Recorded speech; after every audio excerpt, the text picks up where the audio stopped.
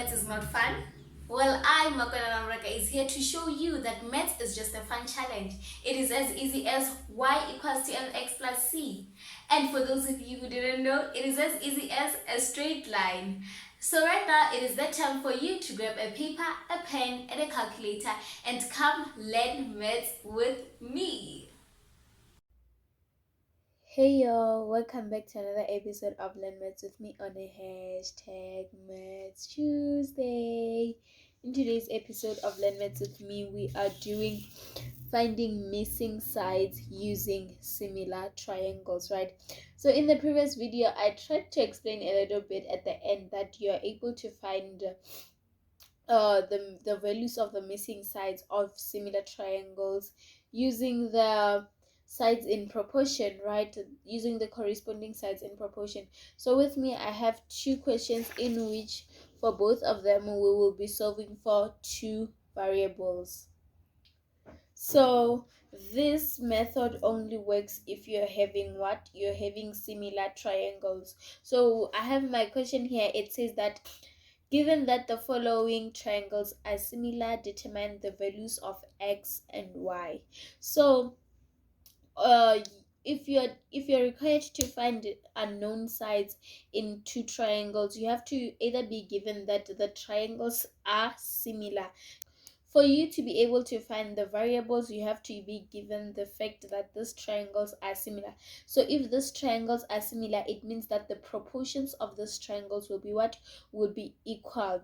Like the method we used when we were proving similarity. So that method is the one that is going to help us find the missing values. So here you're just going to write the ratios of the sides of the corresponding sides. So what you're going to do is, okay, check AB is corresponding with PQY because they are both on the same side of the equal angles. You can see that PQ and AB are sitting on the same side. So it means that they are corresponding sides. AB, you write their ratio PQ and you equate them, and then you can say BC is corresponding to QR, and then the last ratio obviously will be AC is corresponding to PR. So your reason can just be corresponding sides.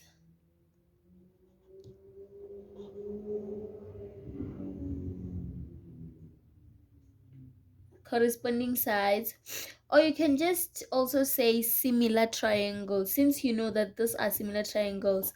And if these are similar triangles, it means that the ratios of the corresponding sides will be equal. So what you're going to do now is you're going to substitute. So the value of AB is the x that we should be solving for. Excuse me. And then divide by PQ is 15 equals to. So now first you're going to say I cannot take two ratios that are both unknown. So what you have to do is you equate this ratio of x to the one which has both values that are known. So you cannot choose the ratio that has y because you cannot solve for two variables at the same time. In this case, you cannot solve for two variables at the same time. So what you have to do is check if there is a value for BC and QR. So if the values for this ratio are not there, it means that you have to check another ratio. So BC has the value, and then QR does not have a value. So now you're going to check the next ratio. AC has a value and PR has a value. So you're going to choose a ratio that both has what? That has values.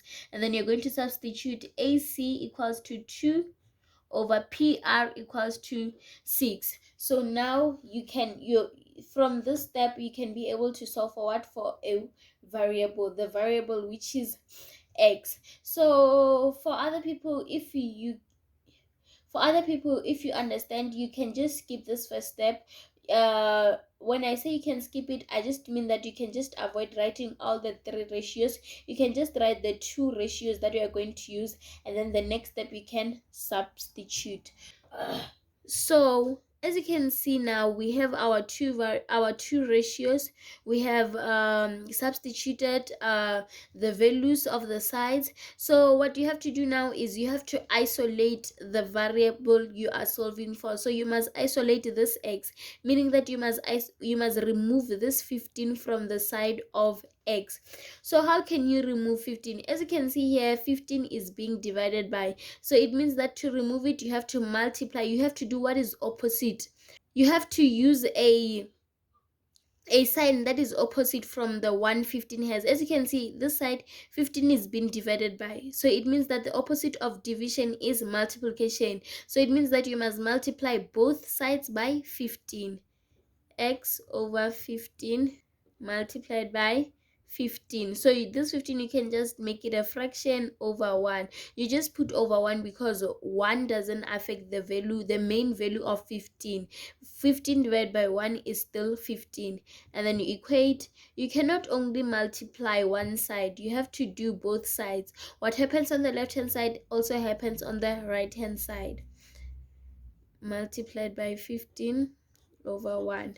Then x multiplied by 15 is 15x over 15, and then equals to 2 multiplied by 15 is 30 over 6. So as you can see here, now the 15 divides the 15, the denominator 15, meaning that you are left with x equals to 30 divided by 6 is 5. As you can see, you have isolated your x and you were also able to solve for it. So another thing that another person could have done is that from this step, right, from this step, you could have just done cross multiplication. So cross multiplication, you can just draw your cross here.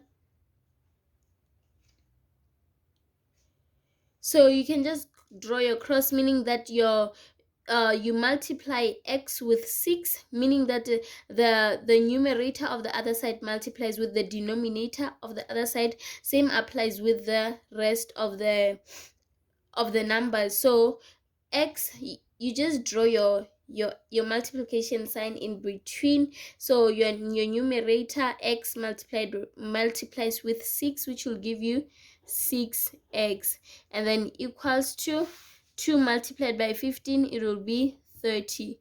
Then you say, because you want to isolate your x, you just divide both sides by 6. This 6 will cancel this 6, and then your x equals to 5. I really hope that you understand this method. So solving for y, we will just use the method of cross multiplication because it is a lot more easier, or it takes less time, right? So now you're going to continue.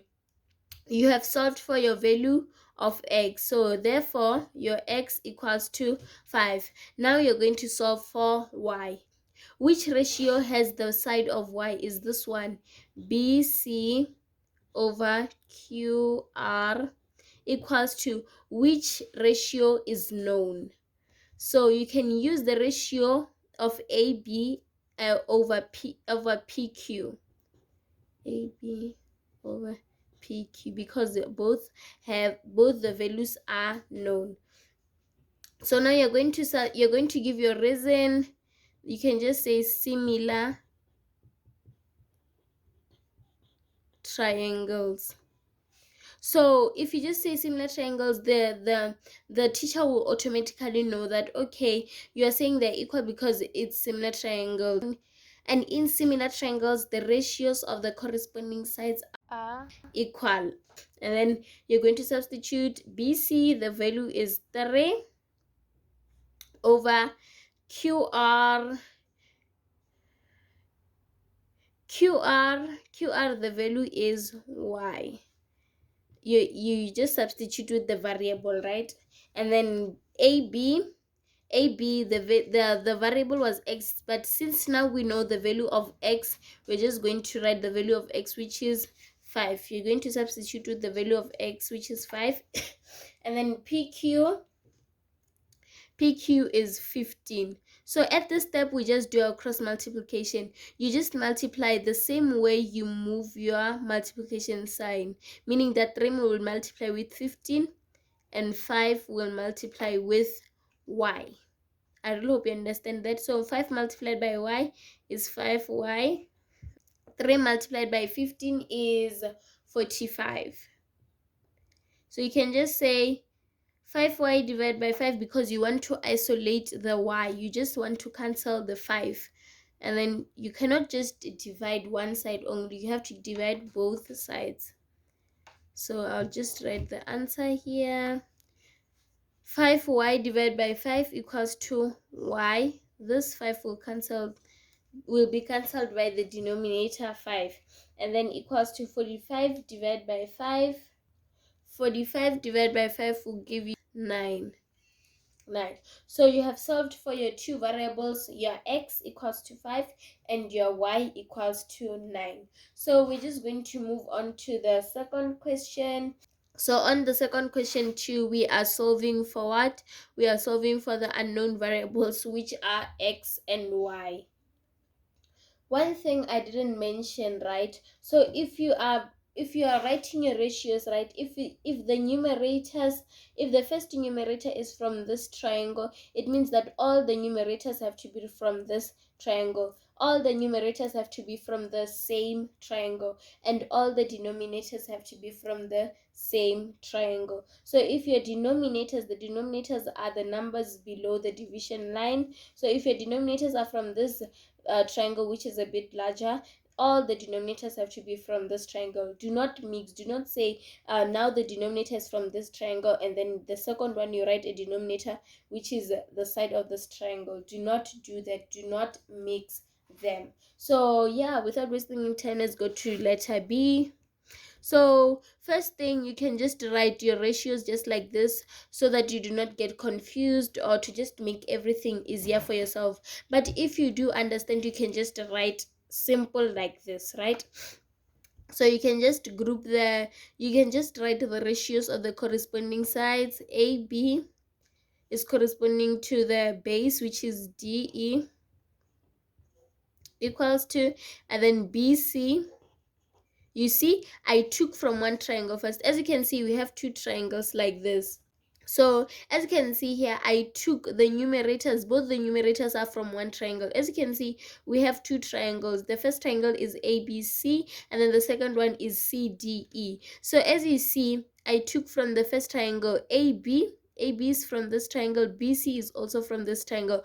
All the numerators are from this first triangle, this larger triangle. And then you continue with the ratio. BC is corresponding to the side CE. So you can see the corresponding sides by, like, if they are sitting on the same side. As you can see here, the x and the 15, the side of x and the side of the length 15, they're both sitting on the same side. They both have the same angle, and they both have the same angles. I really hope you understand what I'm saying. So, and then we are left with the last ratio, which is AC and DC. Yes, so what you're going to do now is you're going to equate the known ratio, the ratio which has known values, with the one that has one unknown value, right? So you're going to check AB and DE are both known.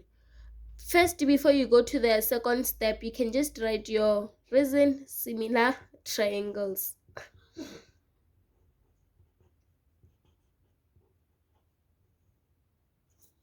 After that, you can just move on, do the step that I was explaining. You're going to substitute your known values, 25 over 5, and then now you're going to solve for the first variable, BC. You're going to substitute y over CE. CE is the value of 2. So from this step, you can just do your cross multiplication, or you can just use this long method, right, of eliminating the 2, removing the 2 and isolating the y.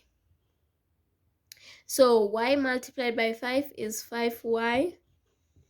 25 multiplied by 2 is 50. Divide by 5 because you want to remove the numerator 5. You're basically doing the opposite of what is done to the 5. So since 5 is being multiplied here, you're just going to do the opposite of multiplication, which is division. then you divide by 5, y equals to 10. Now we're going to solve for the variable x, right? So you're just going to write the known ratios. You can just use BC over CE. What I would advise you with is that if first you used the fraction, the ratio of A, B, and D, E, do not use it again. You can just use the other ratios. So do not use one ratio only. Equals to AC over DC. You write your reason, similar triangles. I'm just going to use the symbol for similarity, and then you substitute BC. You found the value of y. You're going to substitute with the value which is 10, CE 2 equals to AC. AC is 12, and then your DC or your CD is x. So you're going to do your cross multiplication. 10 multiplied by x is 10x equals to 12 multiplied by 2 is 24. Now you want to isolate the x, meaning that you have to remove the 10. You can remove it by doing what is opposite from what is being done. It is being multiplied, meaning that the opposite of being multiplied is division, being divided, right? 10 divided by 10 is 1, so it just gives us x. This x, it has a coefficient of 1, so we're just writing x because 1 multiplied by x is just x. So 24 divided by 10 is 2,4. So yeah, it is the end of the video, guys. So it is easy for you to find missing sides on similar triangles using the corresponding sides that are in proportion. I really hope that you understood this video. Please do forgive me for background noises or if my voice is not really clear. I'm having a little bit of a flu. So yeah, I really hope that you enjoyed this video. Please do like, comment, subscribe, and share with your friends. You don't know who this might help, so do share. Until the next one, you guys, bye. If you enjoyed this video, please give it a thumbs up and tell me in the comment sections which topic you'd like me to cover. And remember, I do not promise to know everything, but I do promise to share and help where I can.